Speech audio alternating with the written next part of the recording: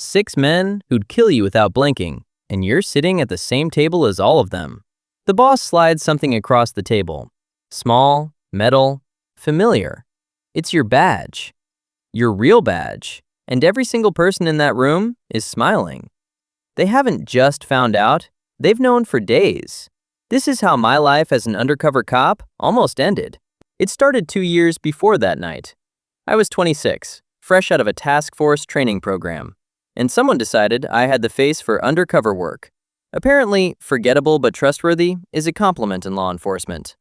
They gave me a new name, a new backstory, and a used car with fake registration papers. My job was simple: infiltrate the Moretti family, one of the most powerful crime organizations on the East Coast, and gather enough evidence to bring them down from the inside. Simple. Like defusing a bomb is simple if you just cut the right wire. The first 6 months were brutal.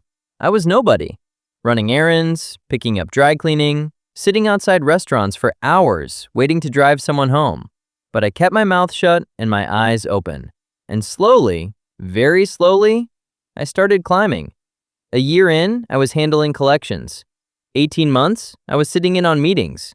By the 2-year mark, I was eating dinner at the boss's house on Sundays. His wife made this ricotta pasta that I still think about. His dog loved me, like genuinely preferred me over him, which he pretended to be annoyed about, but you could tell it actually bothered him. And here's the thing nobody tells you about undercover work. It stops feeling like a job. You wake up, you go see people who trust you, who laugh with you, who'd go to war for you. My handler would call, and I'd almost be annoyed. Like, buddy, I'm busy. I have a life here. Except I didn't. That was the problem. I was building a sandcastle and calling it a house. The first sign something was wrong came on a Tuesday. I remember because Tuesdays were collection days, and I was never excluded from collections. But that morning, the boss's right-hand man, a guy named Sal, built like a refrigerator with eyes that never blinked enough, told me to take the day off. "Relax," he said. "You work too hard." Sal had never once in 2 years told anyone to relax. The man didn't believe in relaxation. He believed in control. I called my handler, told him something felt off. He told me to pull out. I said no. I was 3 weeks away from getting access to the financial records, the holy grail, the thing that would bring down not just the family, but their connections to judges, politicians, half the Port Authority. 3 weeks. I just needed 3 more weeks. The next few days, things kept shifting. Conversations stopped when I entered rooms. Sal watched me from across every table, like I was a math problem he was almost done solving. And the boss, a man who never changed his routine, started inviting me to things I was never invited to before. Extra dinners, a drive out to his lake house. It felt like generosity. It was surveillance. Then I came home one night, and my apartment door was unlocked. I always lock my door. Always. 3 locks, specific order, every time. Cop habit I never broke. I stepped inside and nothing was missing. Nothing was moved. But the air felt different. Like someone had been breathing in a space that was supposed to be empty. The books on my shelf were in order, but the spines weren't aligned the way I leave them. The chair at my desk was pulled out half an inch more than usual. Most people wouldn't notice. But I'm not most people. Noticing things is literally the only reason I was still alive. I swept the apartment for bugs, found nothing. Checked my car, under the seats, inside the wheel wells, behind the dashboard, nothing. But that almost made it worse, because it meant one of 2 things. Either I was being paranoid, or they were better at this than I was. And these people had been doing this for generations. The next day, everything was normal. That's what terrified me. Everyone smiled. Everyone joked. The boss clapped me on the back and said I was like a son to him. Sal brought me coffee. The man had never made a kind gesture in his life, and suddenly, he's my barista. And I stood there thinking, this is exactly what it looks like before someone disappears. I've seen it from the inside. The warmth, the extra attention. It's not love. It's a funeral nobody's announced yet. They were being nice to a dead man. They just hadn't told the dead man yet. I started sleeping with a bag packed by the door. Cash, burner phone, change of clothes. My handler was calling twice a day now, begging me to come in. I told him 1 more week. Looking back, That was the dumbest thing I've ever said. And I once tried to bluff my way through a poker game with made men using skills I learned from a YouTube video. That's when I knew something was very wrong. Thursday night, I get a call to come to the restaurant, the back room, where serious business happens. No windows, walls thick enough that nobody outside hears anything.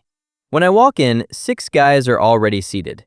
The boss at the head of the table, Sal standing behind him like a gargoyle carved out of concrete.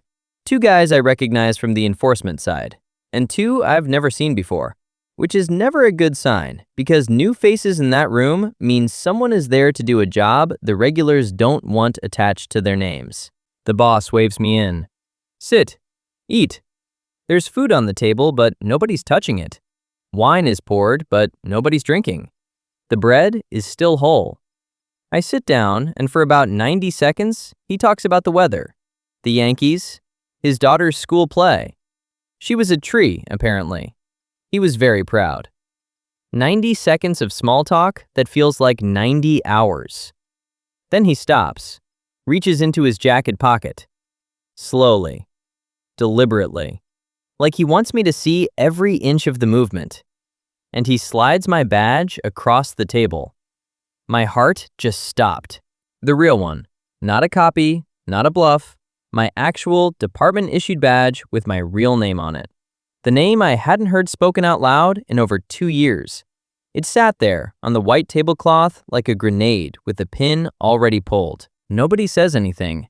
The boss just looks at me with this expression that's not angry, not sad. It's disappointed. Like a father who found out his kid was lying about where he was on Friday night. And that was somehow worse than rage. Rage is sloppy, emotional, full of mistakes. Disappointment meant he'd already made his decision. 2 years, he says quietly. 2 years you sat at my table. You ate my wife's cooking. My dog liked you. He actually paused on the dog thing. Like, of all the betrayals, that was the one that cut deepest. Sal steps forward and cracks his knuckles. Not theatrically, just out of habit, which was somehow scarier. This is the part where, in the movies, the hero gives some incredible speech. In reality, my mouth went completely dry, and my brain was running through exit routes like a GPS recalculating after a wrong turn. Back door, blocked. Front entrance, 2 guys bigger than me.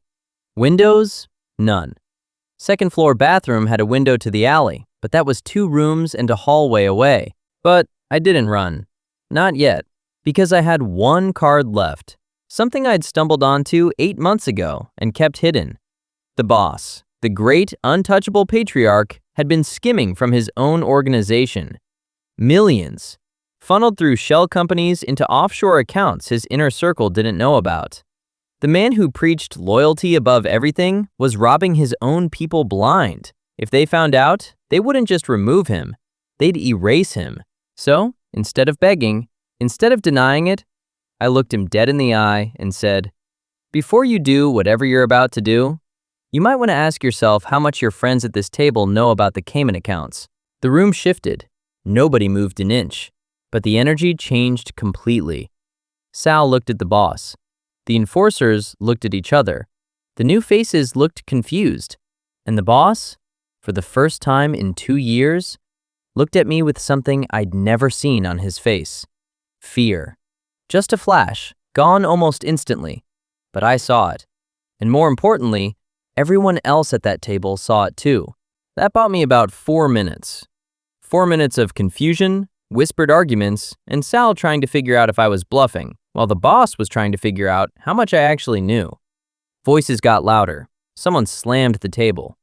For 4 beautiful, chaotic minutes, they forgot about me. They were too busy being terrified of each other. The second their attention shifted, I moved.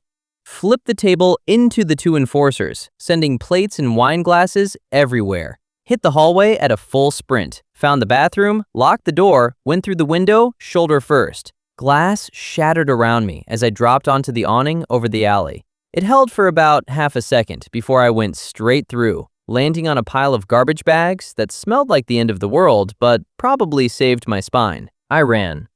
Not movie running, where the hero looks cool and determined.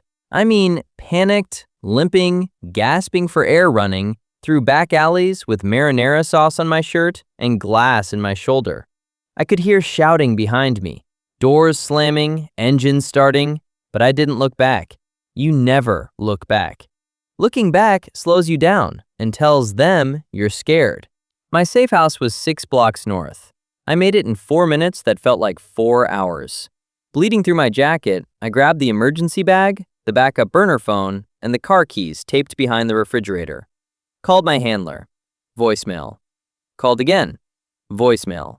Called a third time and left a message that was basically heavy breathing and the words, "They know, I'm out. Pick up your phone." I drove for 3 hours, switched cars twice, ditched my phone in a gas station trash can, kept checking the mirrors so obsessively I nearly ran off the road. By the time I reached the extraction point, a motel off the highway the department kept for exactly this kind of disaster, my hands were shaking so badly I couldn't turn the key. Had to use both hands.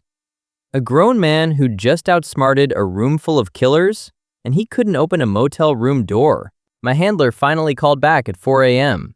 His first words were, "Are you alive?" And I said, "Depends on your definition." He didn't laugh. Neither did I. The department pulled me out, debriefed me for 11 days straight, and then did something I wasn't expecting. They investigated me. 2 years undercover, and suddenly I was the suspect. How close was I to the family? Did I take money? Did I compromise evidence? There were rumors I'd gone native, that I'd stopped pretending a long time ago.